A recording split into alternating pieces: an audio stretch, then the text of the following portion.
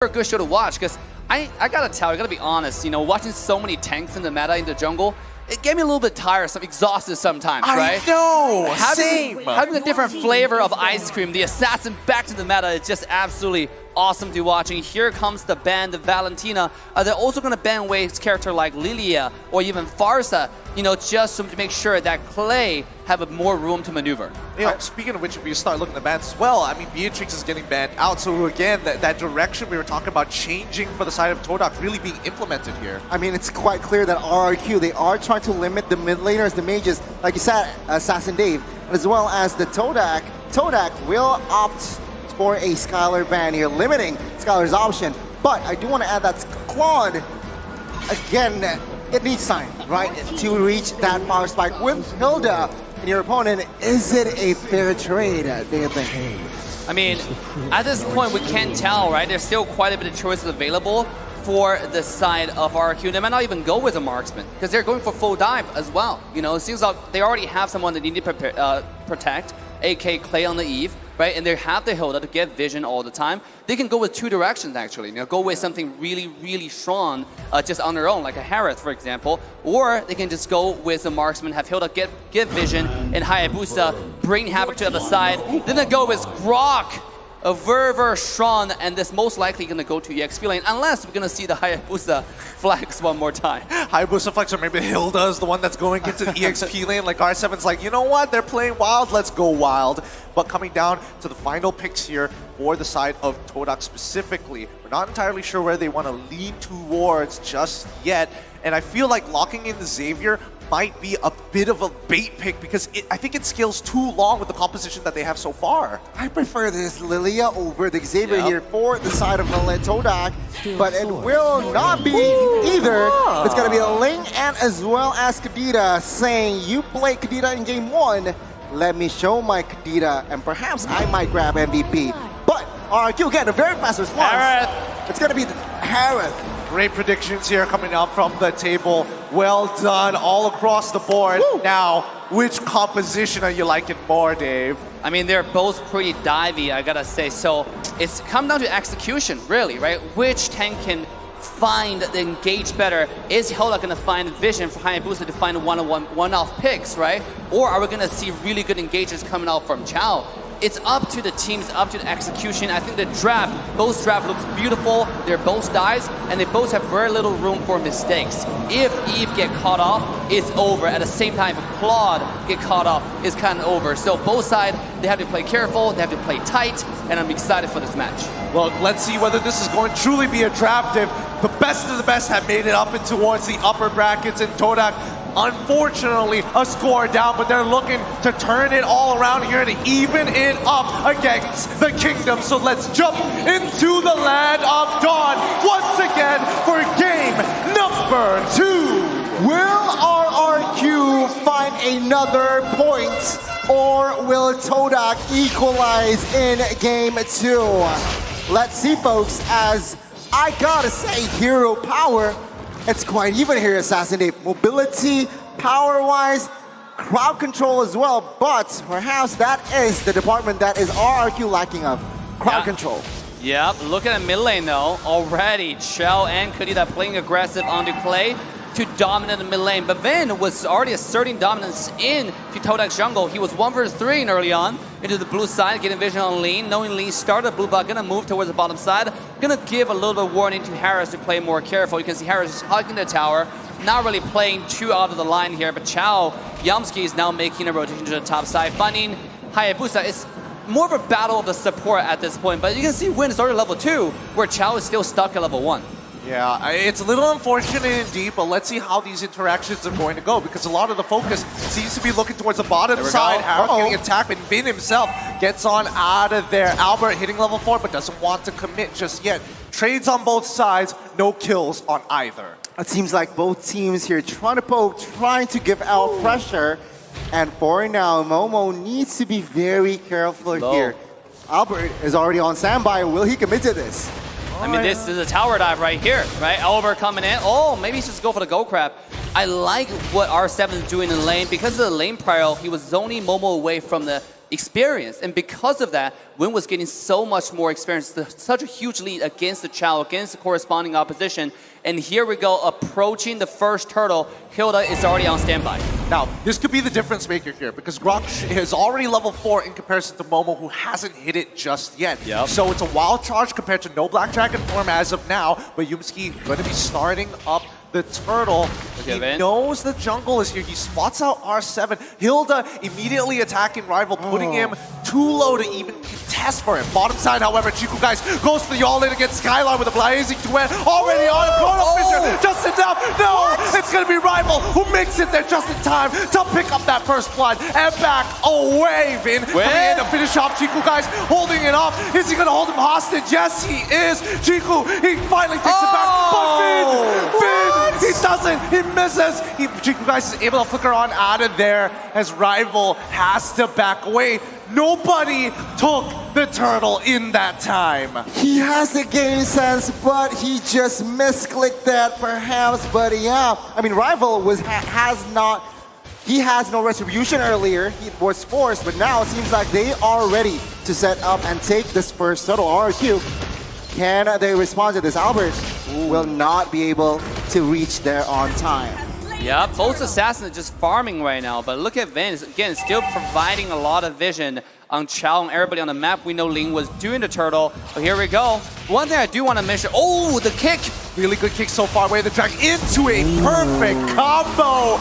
Momo is not going to be in that fight, but Moon securing it. Moonatics out there, very happy. 2 on the board so far, and instantly Chiku guys with the blazing duet to clear the wave. Getting a good chunk onto Skylar for now, but top side already attacked. Shot Residue already keeping Momo alive for longer than he should be. Rrq have to back off. It seems like Todak in the first couple of minutes, they understand that they can go all in towards Vin. They can force and waste all resources to a roamer. Why? Because in the big picture, in the grand scheme of things, they have more crowd control. So they can perhaps more team fights to force Rrq in a tough position, it seems like. So we'll see here. First 4 minutes, it's still Todak leading with a 1,000 gold lead. Absolutely. You can see Chao finding those wave dragons, finding those decisive engages, and that might be the difference maker. Plus, Chao and Kadita is one of the most deadly combo in the entire game. One kick, you can do 1 kill.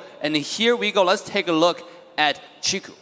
My God. I'm sorry, I'm just shocked. I didn't expect him to have the highest kill in M-Series. In total, 225 is very impressive, but now Vin is about to put his own statement as they dive onto the bottom side. Chiku guys with the blazing command, the OE shadow kill. The shield was not enough. He ends up going down. A successful dive coming in from Rrq, requiring 4 members to complete. He is just trying to clear the wave, but he has to pay the price as well. Rival, though, a very good rotation coming from this guy that he is able to find jungles. But anything stood out for you, Assassin Dave, from the emblems? I mean, at this point, look, Rrq quickly turned table around. Even though early game Todak seemed like they had more control, they had more decisive engages, but because of the rotation and macro Rrq was able to do, however, not only did they find kills, they're now having to prior onto the second turtle. Moving forward, if Haya and Harris are going to skill up, both of them are going to pose a tremendous threat to Ling and Claude. So this is looking really good for Rrq. I'm surprised that we're not seeing Rival trying to contest this. He is a level ahead of Albert, but instead they let it go through. They reset those waves. Moon getting attacked. Vin continuing to harass. Chico coming in with the Battle Mirror image. He sees Clay. He knows this could be bad. And with no Battle Mirror image, it's better to just call it off as Skylar is just wrapping around and looking to proxy that wave. It seems like, again, from the items here, Claude has not reached his power spike just yet. DHS only Golden Staff is on its way, but after that, I expect Todak to be more active, to find more pickoffs. But take a look at that. Way of Dragon does not really connect. And do remember that Clay is on a flicker, not on a purify. That's a good point. Vin continuing to harass you guys. R7 wants it, the wild charge as well as Guardian's Barrier doesn't connect. And all Moon finds his kill. R7 goes down. Aspen is now on the run. Skylar with the Chrono Dash just finds his kill on towards Yumski. And now Momo is here to clean up. Vin will be the first to fall to the shot residue as he jumps on top of Clay, securing the knockup. This might be the second kill as well. Backtrack tail is able to connect. And now on to Skylar. Momo, do you want to go for a third? He says, nah, I'll wait next time. Chrono Fisher comes on through, but now that you've walked right into me, shot residue is going to proc once again. But look at Topside. Despite all that has happened, Topside finally getting the push. What is going on? Momo is unstoppable. RRQ, they dominant, but R7 catches Jiku, and my goodness, it was a solo kill on towards the gold laner. That's why high and dry do not disrespect the Grok. Yeah, the physical damage Grok coming off online, and we mentioned it yesterday, how disgusting this character can be once you get the core items like the Blade of Despair, like Blade of Haptic Cease. And R7 right now is popping off. He can one-shot a Claude at any time he wants, including Moon, before Moon even popped the passive. Does this mean we're expecting to see Winds of Nature first item build? Question mark? Maybe, but Yumski on the other side already secured Dreadnought. So again, it will negate the damage from Albert and as well as Vin. Also, R7. But we are seeing now RQ setting up. Oh, Flicker, no. The real one manipulation comes out just in time, but Momo is now here to help. Clay is dead, and Rival is popping off. He's jumping through, but Momo continuing being the consistent source of damage. He's already found his killing spree. He finally dies to R7 at the end of the day, but the damage has been done. 2-for-2 trade. And now Rival once again in that 1v1 against Albert. Shadow kill. He passes it over to the Turtle, forcing him to take his quad shadow out of there. Skylar still wants as he drops down the Chrono Force. Moon ends up dying before he could lay waste on the enemy jungle. Turtle falls into the hands of RRQ. RRQ with the favorable trade. They got the neutral objective, and finding Moon was a very, very crucial kill. Now, 5-minute, 8-minute item checks. Assassin Dave, what's going on? At this point, you can see Hayabusa already ramping up, have the Hunter Strike, going for the Blade of Despair. This guy's 1,000 gold ahead. Just a minute ago, he was about like a few hundred gold behind. So because one team fight, he's able to find those good kills and beautiful placement on skill 2 on the Quad Shadow. Right, hiding in the bush. I don't think Moon saw that coming. Here we go. Here comes the kick once again, but the real world manipulation as well as Chrono Fisher has been dropped. The Salmon Force, can he get out of there? Skylar's still alive, but it's a little too late. They find a 1-for-1 trade. And the Petrify coming in. Skylar got hit again. He gets locked and he's gone. And the Quad Shadow onto Rival, securing his kill. It's too much damage. Unstoppable. R7 not even participating in the fight. A 4-for-3 trade in favor of RRQ. The birthday boy does it again, and now Momo in a 2v1 situation with the passive so sustainable. And my goodness, he almost won that trade. Momo's life for hire protects the wave and still protects the tier 1. Momo is absolute monster at this point. He is building damage. He just finished Hunter Strike. I mean, this guy, he's not going to play any defensive at all. He's going straight to your backline, trying to go for Clay, because Clay has one of the highest deaths right now. 3 deaths in the entire game. No! One-shot kill from Albert. Quick, switch the screen. We can't have this. The instant replay already coming up, but look at this play. Oh my goodness. I mean, the fact that Momo was able to get away with so much is pretty incredible, but Albert is now hitting critical mass. We saw that one shot earlier. It's going to happen again. I mean, at this point, right, RRQ, they are just having fun. It's not over though. It's Lord now has spawned RRQ again, looking for a setup. 4-man rotations in the river area. Can Todak smell this? Because if they overextend RRQ, they will punish you. And as of now, the tempo and pacing has gone down slow yet again. You gotta give credit to Todak for, despite the pressure, they're playing very tight and very close together. Oh, look at the team fight here in mid lane. Oh, he's breaking out. Kadena has already found the kill on towards Vin's side, but Yumski does not find the angle for the way of the dragon. Albert jumping in with the quad shadows, but here comes Jiku, guys, with the blazing duet. Real world manipulation is out, but Momo, does he want to press the advantage? No, it's too close to the tier 1, but R7 says hello, as his power of nature is going to deter Moon from getting any closer. very clean execution and setup from both teams. No casualties just yet though, only Vin. But now it seems like both teams, they are focusing on that Lord. With the man advantage, Todak will have a slight edge. But even so, RRQ, they are not letting this Lord for free. No, back to what I was saying regarding Todak, you gotta give them credit for playing so careful and so organized. The Chao Kadita combo has proven to be very, very effective. Every person they find is the kill. It's very, very brutal and deadly. That's including Vin, the tankiest character in the entire game right now. Even Vin have to respect this combo and play more safe at this point. I think what I'm stressing about right now is the fact that Skylar, despite getting hit by double petrifies all the time, was still managing to hold out with the Xamarin Force, and I just saw him purchase the concentrated energy. So, with this being said, let's see how this Lord situation is going to work, because the side lane's not falling into the favor of Todak.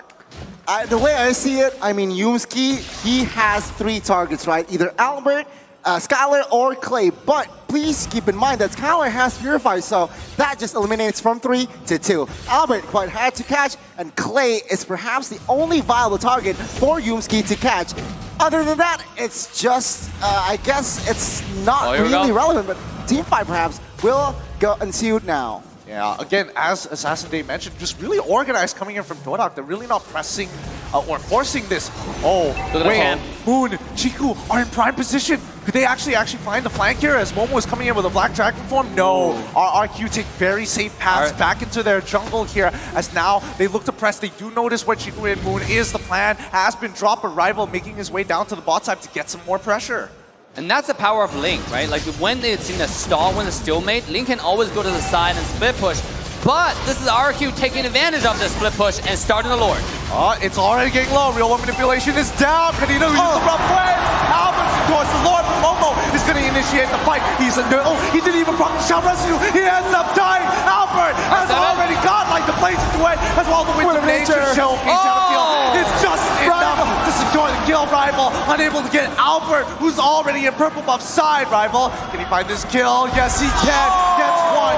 Uses his ultimate. Gets the knockup play. Oh, it's a double. Albert here to finish him off, but no, I'll let you live. You prove yourself worthy. The last man standing finds a double for Todak. Even though neutral objective falls in the hands of the Kings of Kings, they managed to have some slight compensation. Let's see, with this Lord push, here we go. Can RRQ break it in the solo kill? Moon getting, oh my god, the passive is still up for Moon. Oh my goodness, I can't believe it. 1 HP. I guess that's a message to the rest of them. Is he going to do it one more time? Momo this time. He can take the damage. With Lord already pushing it down towards the bottom side, the waves are in trouble as Momo is willing to give his life up for higher. Albert now in trouble as Rival chases him down, secures him with the last crit, and a killing spree on the bottom side. Momo still alive, Blazing Duet already down, and that is going to be that Lord push. Todak has equalized. Take a look at the gold lead now. It's basically 0. And RRQ, they have the advantage space-wise, but economy is just a balanced game. Assassin Dave, what do you think? Just now, it's more of the game for the team by RRQ to lose, because I mean, the Hayabusa really played a little bit too aggressive, right? Using every single skill possible just to force out Momo's skill, Momo's ultimate, when no teammates is nearby. So Ling really just take advantage of that, got him low, and forced the ultimate off and finish off the kill. That turned everything around, because then his teammate found himself alone, easy double kill, go to the pocket of Todak. Let's take a look at items and farms. Hayabusa is 4,000 gold ahead. Elber is dominating this game. I mean, take a look at Harith and Claude, right? Both gold laners here. Claude building Athena as well, so he has some respect towards Harith, towards Eve as well. On the other side, it's just full attack for the Harith. I mean, this has been a dead even game for quite some time. I don't know whether it's the Malaysian staple to really drag this game out against the Indonesians so far, or even the Filipinos. But looking at the Lord advantage, unfortunately, they ended up losing a bit of gold here overall because of the deaths they gave over. But now Moon in trouble. Finn having plenty of damage here, but he's going to be using the rough waves to gain his health back up. Is it enough? No! He doesn't get his health back! And Rival even committing onto Skylar. 2 ultimates down and Moon already dead. The mid lane in trouble. Oh my god! 7! What a wild charge! And now Momo turns it around. get his team out of there. We need to reset. No casualties except Moon. He has to pay the price while the Lord now is up. Rrq understands this. 5v4. Will they commit to this? Todak will not give this freely. Let's see the execution. We're Dragon. Yep, they already used Way of the Dragon to find one. Albert already jumping in. Yoki Shadow Kill. Momo's in trouble. He's already gone. Salmon Force pop. And that's even Yumski in the back line. Min may be dead, but it's a little too late. Can Rival pull this through after its immortality? Blazing Duet finds only one? No! It's too late! The damage has been done. A 3-for-2 trade in favor of Rrq. Rrq, they won that war, but at what cost? They will not be able to find the Lord in time. And Todak with that play. Shaman Force popped. Oh, Skylar? He's dead. He just soloed Chiku. That's what the heck? I mean, it's unfortunate timing, especially when you're used to using your Battle Image. Moon tries for the one-shot. He tried his best to steal the Lord, but Albert is feeling it today. He does not miss. Look at this KDA 11, 2, and 3. I mean, both assassins playing out of their mind, right? Ling is a saving grace turnout for Team Todak in this game as well. Finding those flank, finding those perfect executions once after another. So here we go, Lord coming down the bottom side. Let's see this execution on wave syncing.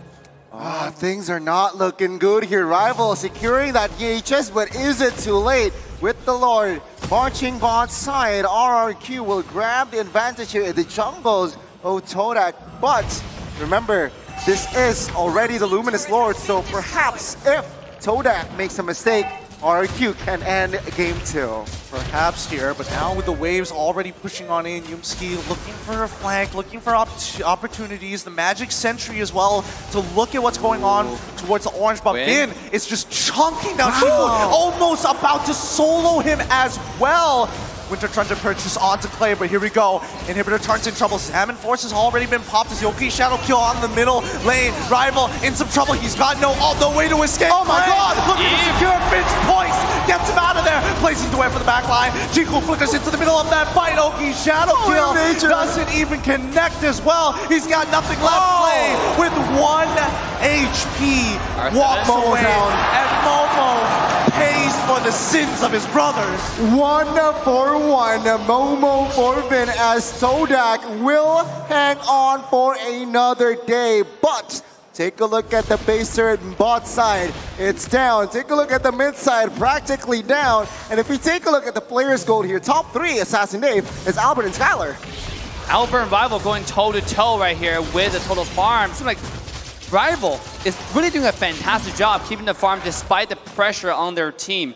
But really look at a map. The mini-map is what's important right now. The entire map is going toward the favor of Rrq. They still have 3 high ground towers and 2 tier 2 towers, whereas Todak's practically down to 1. So the next push, if they get the Lord, get the pressure on the bottom side, and that might just be the game, the match point for Rrq. I mean, let's look at the Lord advantage, right? Previously, they lost gold. Now they're actually gaining a significant amount. But at this stage of the game where they're already breaking the 62K mark, does it even matter? Is it enough to actually switch out those immortalities for Winter Truncheons? Maybe. I mean, immortalities and Winter Truncheon, they are crucial at this stage. Remember, Gideon, 20-minute mark. Yumski bought a brute force, perhaps to add more movement speed. But again, with the composition, it's just... yeah, he needs to target Clay, and mid-turret will fall. Now, Lord will be up in the next 5 seconds. Will Todak?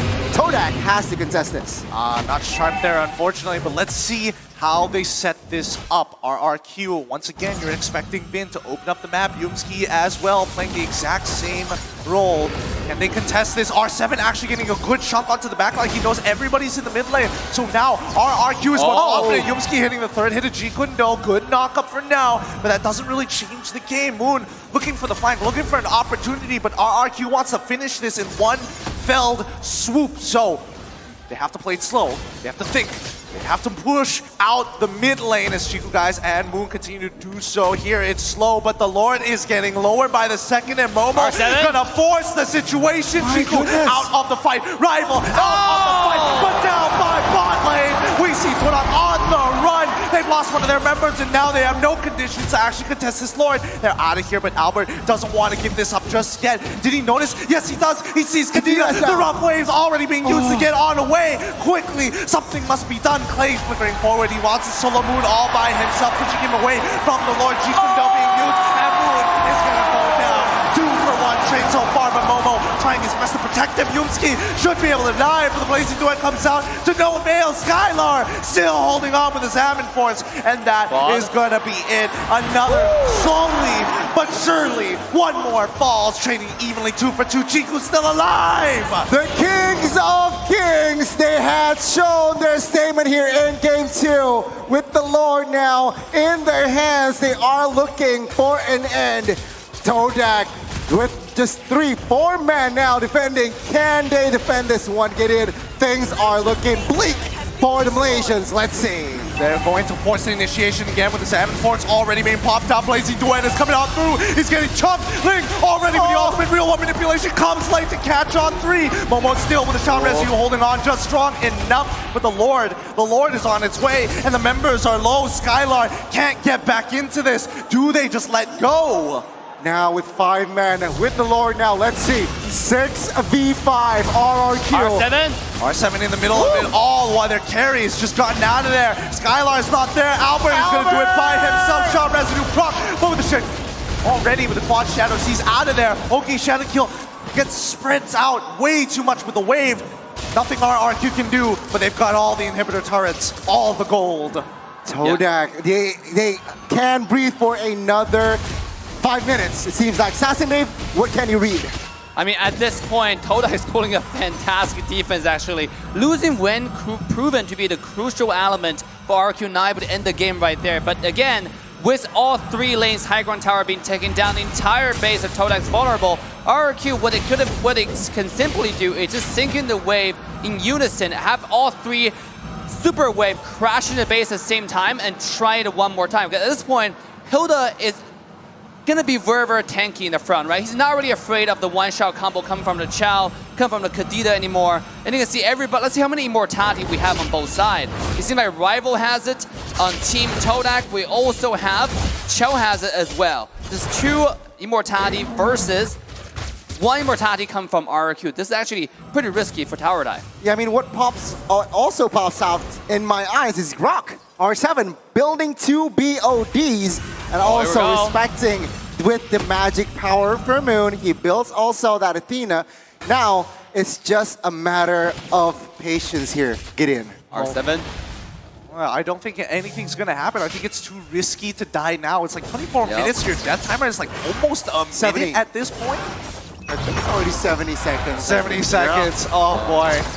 Oh, here we go. Lord advantage from the previous one. Only 1,000 earned, but so far with no inhibitor turrets, Todak at the disadvantage and has to continuously just maintain, do the housekeeping of these waves. Yep. The goal difference at this point is not really important. What's important is how many immortality, how many lives do you have. 1 more immortality equals to like 1 extra player. You can kind of like that. And in this case, Todak, the reason why they're doing such a good defense is because they have so much immortality coming up. And here's a last Lord. Whoever positioned better for this one is going to be the winner of this game. To be honest, even though Todak is looking like they're really behind on macro side on the minimap, but if they're able to win this fight, they can end the game in 1 push. Right? Yeah. Let's see how they play this out. All right. Deep breaths, everybody, because this could be it. R7 holding down towards that bottom side, making sure that they're going to start this push. RRQ, smart moves. They understand this Lord is not going to be as important for them compared to Todak, but now R7 in some trouble. He's going to back away. 2 Bladed Despair is more than enough with the passive, calling in for the rest of his team. He wants it. They want it. He's going to be running on forward. You guys doesn't have the battle mirror image. Skylar is going to be dropping down that Salmon Force. Chiku's in trouble. He clears the way. He gets on out just in time. He's poised to attack as many people as possible. They're all dead without Jiku. What can they do? RRQ is going to start opening it up, and Yumski and Moon just trying to slow them down to buy any time possible for Jiku to get back up. Oh, the timing. RRQ now, Moon. Said someone misses. No! Oh, he has to bring the bronze now. Rough ways as a defense, but now take a look at the damage. Clay will secure the kill. There's nothing you can do. The Salmon Force is just way too much and comes off a cooldown way too fast. This is the pressure's onto Todak, and Rrq knows that better than anyone else, right? They're playing this really, really patiently. We don't have to do the lore. Right. And speaking of that top side, one more kill coming up. Well played to Rrq. The guerrilla warfare is too good as Rival ends up falling to the hands of the kingdom as they slowly close on in. No Lord, no problem. We've got the minions, and now we're running on through. Momo has to fall. Immortality bumps on through, finds 3, but it doesn't really matter. At the end of the day, Rrq Hoshi takes game number 2. GG, well played. It's gonna be 2-0 for Rrq. The Kings of Kings are at match points, looking to hold on in the upper brackets. Ladies and gentlemen, Team Haki yesterday was in the similar situation, 2-0 down.